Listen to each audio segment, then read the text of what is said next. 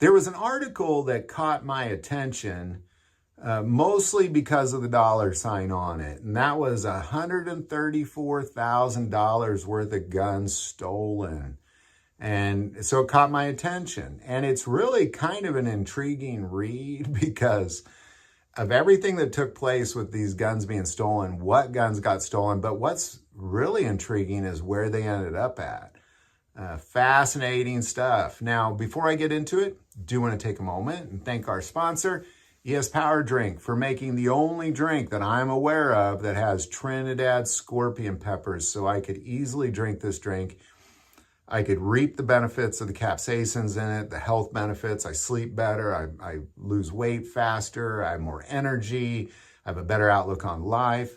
And the reason it's ES Power Drink is it's designed to drink once a week. Every Sunday is what the ES stands for. But it's really about building a tolerance for these peppers. So eventually you just eat them yourself and reap the tremendous benefits of just the purity of it.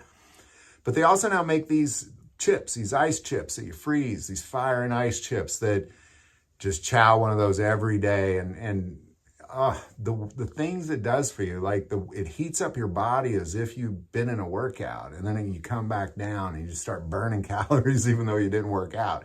You add that to good eating in a workout, you're going to burn so much faster. So I'm going to highly recommend it. They have little combo packs for all this as well. That link is below. All right, now what are we getting at here? Well, where these guns were stolen is $134,000 worth of guns were stolen from a gun museum in Australia. Now, I want to remind you that Australia has extremely strict gun laws. You're not allowed to own guns at all. Like, unless you're a farmer and you kind of need it, you know, for like wild animals, or if you are a sportsman, like if you're an Olympic shooter, for example, or if you're a cop or in the military, and that's about it. That is about it. And it was really a couple decades ago that everybody had to turn in their guns. The whole country just turned in your guns. And everybody did. They just turned in their guns. That was the end of it. Or was it?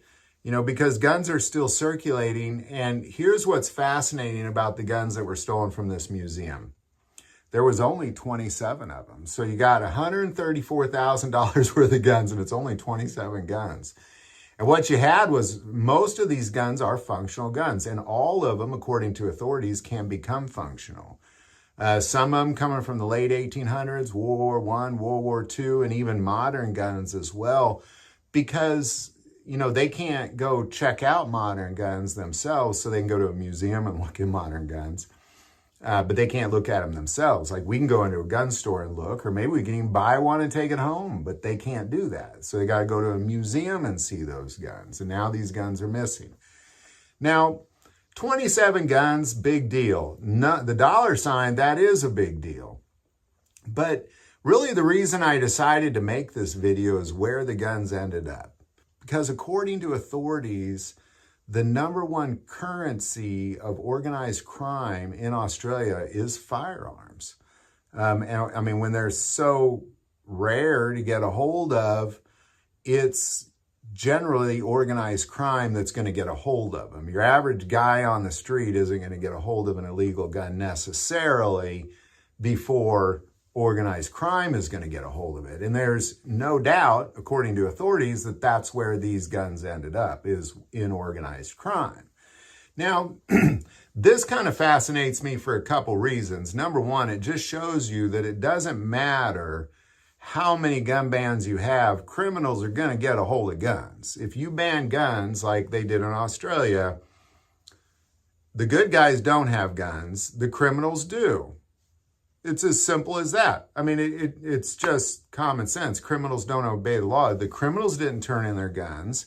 And if a criminal is involved in organized crime, he's clearly not turning in his gun at all.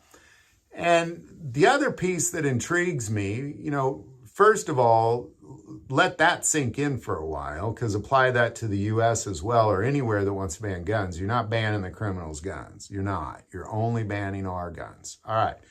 With that being said, the other piece that intrigues me about this is these are museum-worthy guns, and I just find it interesting that a lot of organized criminals are using museum-worthy guns. I think that's kind of cool, so to say. You know, I could just picture these mafia guys with some six-shooters or, you know, who knows. I'd like to see a list of the guns. I sure would, you know, especially the World War I and the World War II guns that were stolen. What were those ones? Or the modern ones, for that matter. What were they? But it just intrigues me to think that organized criminals are walking around with museum-worthy guns. Why not? I mean, if they're the only guns you can get, museum-worthy guns it is. Because again, $134,000 worth of guns are not going to your average Joe on the street in Australia, or Joey or whatever you would call them. They're going to the criminals. They're definitely going to the organized criminals, according to authorities. And now you have more heavily armed criminals in Australia, and you have less armed citizens in Australia. Sounds like a recipe to disaster for me, but that's just me. So there you go. Where did $134,000 worth of guns go? Organized crime, walking around just pretty stylish with those museum-worthy guns, I would say. But there you go. Any thoughts or insight on any of this? Definitely put it below.